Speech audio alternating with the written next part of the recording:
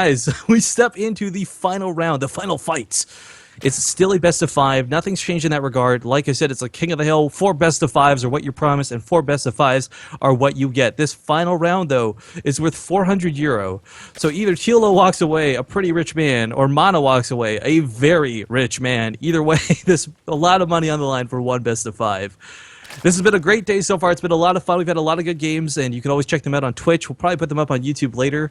But for now, we get into this final match. It's the first game in this fresh series of Best of 5, as stated multiple times now. I'm Rifkin, joined by Zombie Grub, and of course our lovely observer, Partoof, with all the production. And spawning here in the lower left corner of Whirlwind, playing for Team Liquid, it is the Red Zerg, TLO. Upper right, the winner of the last series, and a close 3-2, that is, it's going to be the Teal Protoss, Mouse MaNa.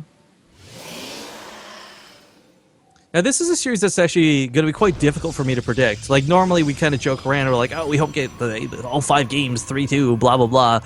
But TLO's actually been, quite frankly, on fire lately. He's been doing quite well in all the Kaspersky he's competed in. Like I said before we got into this, the reason you see him here again for another month is because he won the last time. Whoever ends up winning the final round gets invited to be basically the final boss of the next month. So TLO, I believe, maybe this is wrong, maybe it's not 3 in a row, but he's been here for at least 3 months. I know that much. MaNa is, of course, the newcomer, the contender, the one who's currently sitting on the throne. TLO looks to dethrone him, but realistically, TLO's kind of the king. Yeah, and I know at least 2 times that he won, but I really can't remember for sure if it was 3.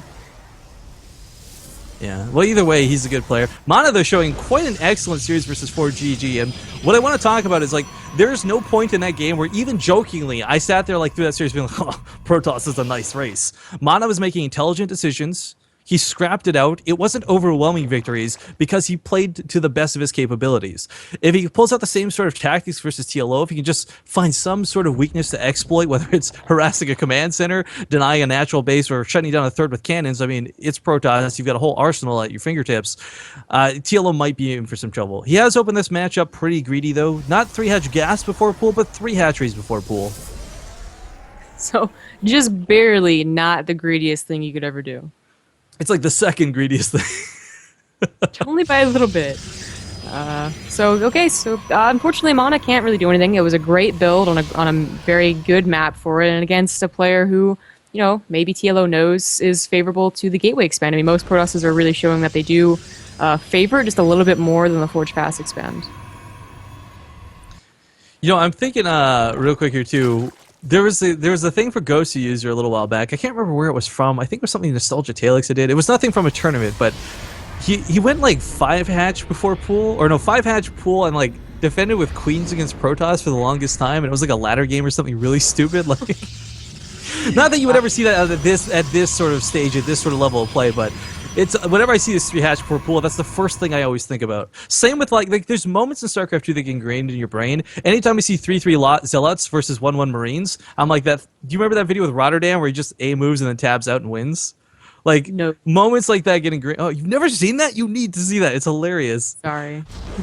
But anyways, yeah, I don't know if you guys in chat ever get that. I love that StarCraft 2 can do that to you, though. Like, just these little memories that get created attached to certain things, but perhaps random, and some of you are just like, shut the hell up, what are you talking about? But some of you will resonate with that. Anyways, we got the Mothership Core and the Zealot poking out. We don't have the Stalker following suit just yet, so this isn't really a push that's going to get a lot of damage done. But he is bringing probes with this, multiple probes, mind you. So he's got the one pylon here hiding in the brush, and the second probe is just kind of waiting tentatively, doesn't want to get caught by Zerglings. So he's definitely looking to put the aggression on.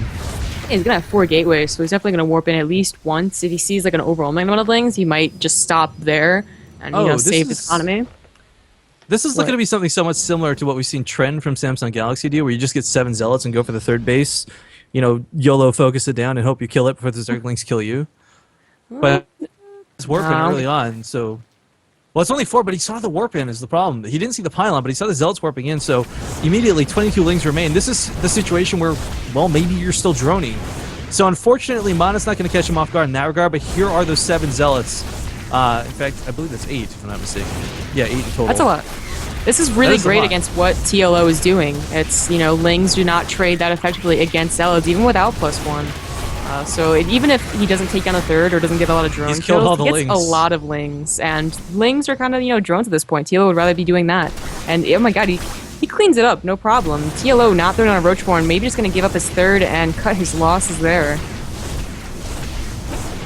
Well, base is about to fall for sure. So, I mean, what he's done basically is countered the opening here of TLO without taking any sacrifices himself. I mean, we look back at home, TLO's not going to bust through this anytime soon. There's a sentry there waiting with a choke, and quite frankly, TLO needs to worry about his natural more so than his own third that he's trying to reestablish down here to the third, or sorry, I guess the fourth, quote unquote.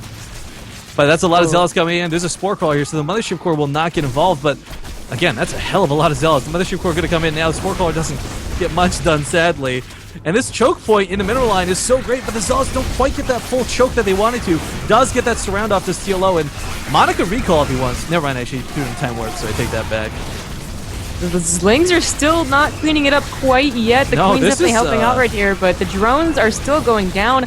Currently up to 5, probably going to get a few more before it fizzles out, but MaNa, the reason he hasn't been really supporting is because the Zealots, the ones that he had, were already doing so much damage, so why not? But there's also been probing behind this, bringing him up to 34 to 30.